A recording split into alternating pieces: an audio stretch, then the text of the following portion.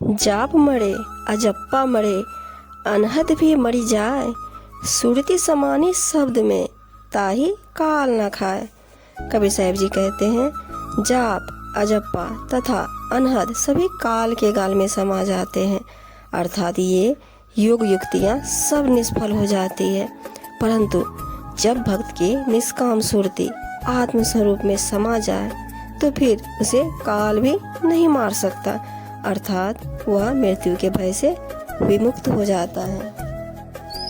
नाम जो रति एक है, पाप जो रति हजार।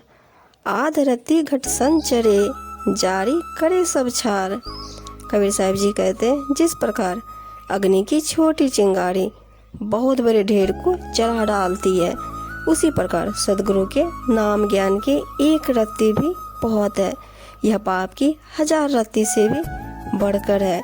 यदि ज्ञान की आधी रत्ती भी हृदय में प्रविष्ट हो जाए तो यह सब पापों को भस्म करके राख कर देती है। माला सांस श्वास की, फेरेंगे कोई निज दास। 84 भर में नहीं, कटे कर्म की फांस। कबीर जी कहते हैं माला तो हाथ में लेकर कोई भी फेर सकता है, परंतु श्वास आने और जाने वाली माला को सद्गुरु का कोई सच्चा दास भक्त ही फेर सकता है। ऐसा दास 84 के चक्र में नहीं भटकता है। श्वास माला के साथ सद्गुरु के नाम का स्मरण करने से उसके कर्मों की फांस यानी बाधाएं कट जाती है। कहता हूँ कहीं जात हूँ, कहूँ बजाए ढोल। श्वास खाली जात है, 3 लोक का मोल।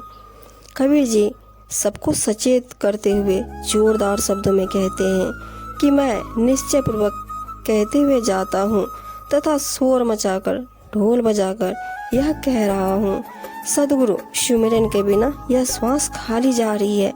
इसे समझो, तीनों लोक में यह अनमोल है। बिना सुमिरन के यह जीवन मूल्यहीन है, अतः हर श्वास के साथ सुमिरन करो। सुरती फंसी संसार में, ताते परिगो दूर। सुरती बांधे स्थिर करो, 8 पहर हजूर।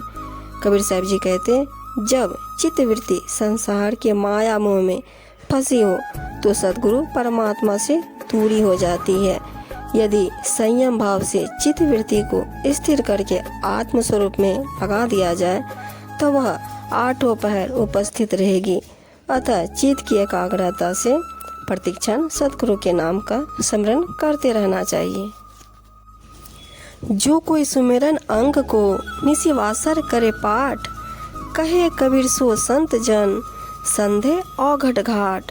कबीर जी कहते हैं कि जो कोई श्रद्धा पूर्वक इस पवित्र सुमिरन अंग का स्मरण दिन रात में अर्थ सहित पाठ करता है, अर्थात उसी अनुसार उसका आचरण भी करता है, तो वह संत सज्जन निस आत्म स्वरूप को प्राप्त होता है। आदि नाम पारस अहे, मन है मैला लोह। परसत ही कंचन भया, छूटा बंधन मोह। साहिब जी कहते हैं जो सद्गुरु के द्वारा दिया हुआ सत्य सनातन एवं नाम ज्ञान है वह तो पारस मणि और मलिन मन लोहे के समान है।